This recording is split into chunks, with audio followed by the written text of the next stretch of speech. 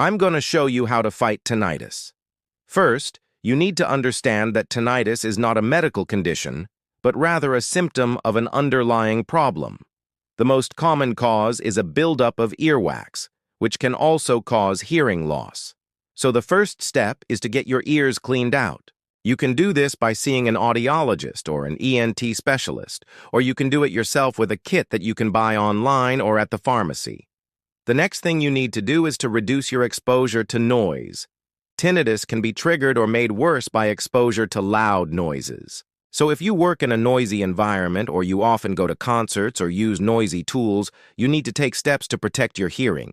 This means wearing earplugs or earmuffs when you're around loud noises.